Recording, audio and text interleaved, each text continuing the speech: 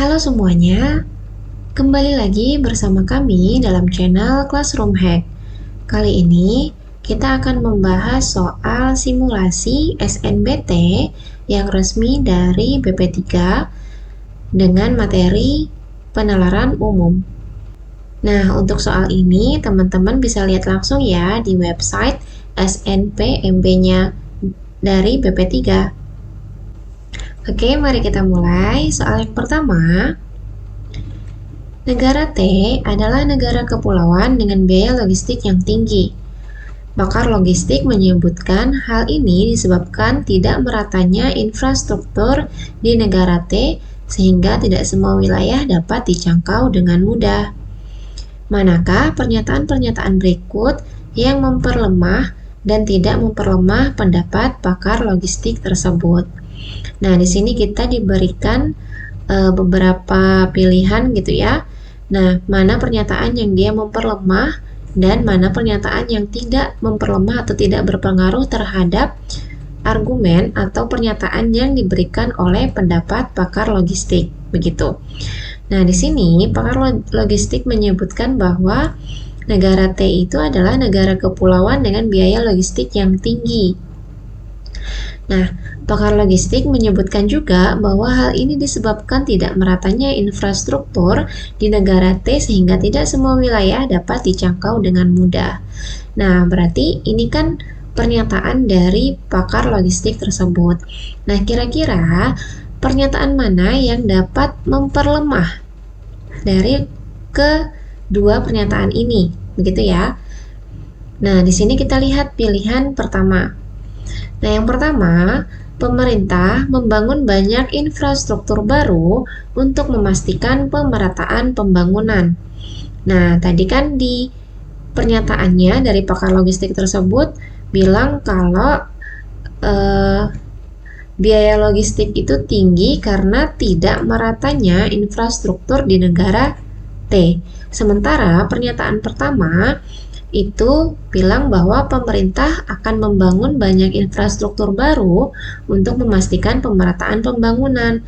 Nah, pernyataan yang pertama ini jelas akan memperlemah pernyataan si atau pendapat si pakar logistik tersebut. Sehingga untuk pernyataan pertama kita bisa bilang ini akan memperlemah pendapat pakar logistik. Kemudian, pernyataan kedua, pemerintah memberikan kebijakan insentif pajak bagi industri logistik untuk mengurangi beban biaya gitu. Nah, ini dia tidak memperlemah. Kenapa?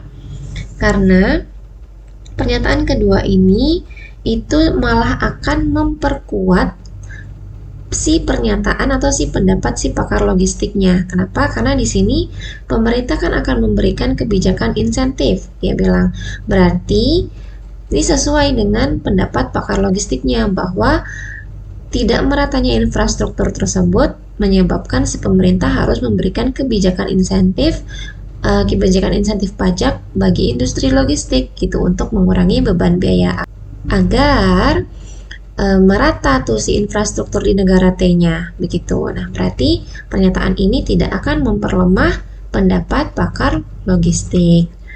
Kemudian pernyataan yang ketiga, masyarakat memilih menggunakan jasa logistik saat berada pada pulau yang sama. Nah, ini pernyataan ketiga juga memperkuat si pendapat pakar logistiknya.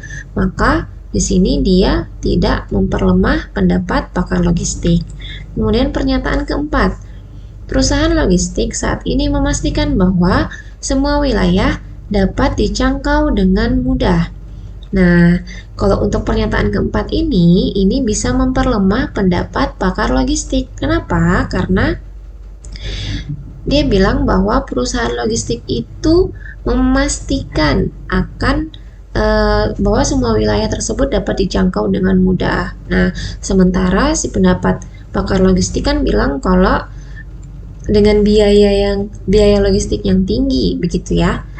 Berarti di sini pernyataan keempat itu memperlemah pendapat pakar logistiknya. Kemudian, pernyataan kelima, konsumen memilih perusahaan logistik yang memberikan layanan jangkauan pengiriman yang luas. Nah, pernyataan kelima ini justru dia akan memperkuat pendapat pakar logistiknya, sehingga dia tidak memperlemah gitu ya pendapat pakar logistik tersebut begitu. Nah, berarti di sini mana pilihan jawaban yang tepat? Ya, untuk pernyataan 1 dan 4 itu dapat memperlemah pendapat pakar logistik, sementara pernyataan 2, 3, dan 5 itu tidak memperlemah atau malah memperkuat si pendapat pakar logistiknya, begitu. Nah, untuk tipe soal ini merupakan tipe soal pilihan ganda kompleks gitu ya. Jadi, kemungkinan memang jawaban yang tepat itu tidak cuma satu. Jadi, teman-teman bisa memilih mana yang sesuai gitu dari pernyataan-pernyataan ini. Sesuaikan dengan petunjuk dari soalnya, begitu. Begitu ya, teman-teman, untuk soal yang pertama. Kita lanjut ke soal berikutnya. Soal berikutnya, buah mangga mengandung vitamin C dan antioksidan sehingga dapat meningkatkan kekebalan tubuh serta membantu melawan infeksi virus. Penelitian terbaru menunjukkan bahwa mengkonsumsi buah mangga dapat mencegah kanker dan menurunkan kadar kolesterol. Nah, di sini yang ditanya manakah dua simpulan yang paling didukung oleh bacaan tersebut.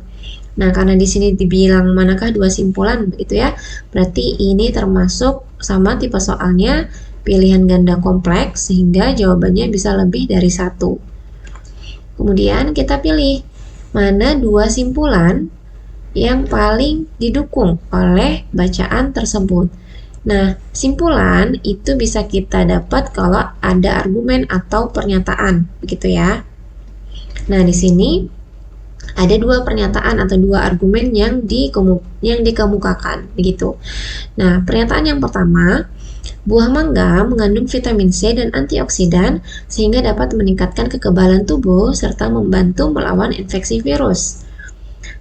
Kemudian pernyataan yang kedua atau info yang kedua, penelitian terbaru menunjukkan bahwa mengkonsumsi buah mangga dapat mencegah kanker dan menurunkan kadar kolesterol.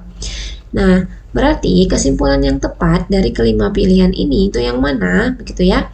Nah, kesimpulan yang pertama yang tepat itu kemungkinan yang ini. Kenapa? Karena dengan banyaknya kandungan vitamin C dan antioksidan yang ada dalam buah mangga, begitu, dia dapat mencegah kanker dan menurunkan kadar kolesterol. Sehingga otomatis karena dia dapat mencegah kanker, pasti banyak nih penderita kanker yang akan mencari buah mangga untuk pengobatan mereka, begitu. Kemudian simpulan mana lagi yang dapat didukung atau yang paling didukung oleh bacaan ini? Nah, itu adalah kesimpulan yang ini, yang keempat. Mengkonsumsi mangga disarankan agar dapat terhindar dari risiko penyakit tertentu. Nah, kenapa? Karena dengan banyaknya kandungan dari buah mangga tersebut, dia kan dapat mencegah kanker dan menurunkan kadar kolesterol nih. Sehingga otomatis si mangga ini pasti akan disarankan agar dapat terhindar dari risiko penyakit tertentu. Begitu. Simpulan yang lain itu kurang tepat ya, teman-teman. Oke, kita lanjut ke soal berikutnya ya. Soal berikutnya, kebiasaan tidur dengan posisi tengkurap dianggap buruk bagi kesehatan karena dapat memberikan tekanan pada bagian punggung dan leher yang mengakibatkan nyeri. Selain itu, tidur tengkurap juga dapat menyebabkan kesemutan. Meskipun demikian, tidur tengkurap dapat membuka saluran pernapasan sehingga dapat mengurangi dengkuran. Nah, berdasarkan informasi tersebut, manakah pernyataan berikut yang pasti benar? Nah, kita kan di sini diberikan pernyataan atau informasi begitu ya, bahwa kebiasaan tidur dengan posisi tengkurap itu dianggap buruk bagi kesehatan, kemudian dapat memberikan tekanan pada bagian punggung dan leher sehingga menyebabkan nyeri. Kemudian tidur tengkurap juga dapat menyebabkan kesemutan, tapi dia bilang di sini bahwa tidur tengkurap itu juga dapat membuka saluran pernapasan sehingga dapat mengurangi dengkuran. Maka pernyataan yang pasti benar dari informasi ini itu kemungkinan adalah yang E ini. Dengkuran sebagian orang yang tidur tengkurap berkurang. Kenapa? Karena di sini dia bilang ada pengecualian gitu ya, ada penegasan bahwa tetapi begitu ya, tidur tengkurap dapat membuka saluran pernapasan sehingga dapat mengurangi dengkuran. Nah, karena walaupun tidur tengkurap ini dapat memberikan tekanan pada bagian punggung dan leher, begitu pokoknya dianggap buruk, tapi dia juga memberikan hal positif gitu ya, bahwa dapat membuka saluran pernapasan sehingga dapat mengurangi dengkuran.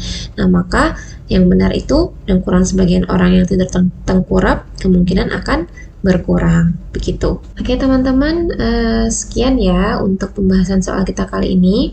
Jika teman-teman ada yang ingin ditanyakan, bisa komen di kolom komentar ya. Salam Classroom Hack!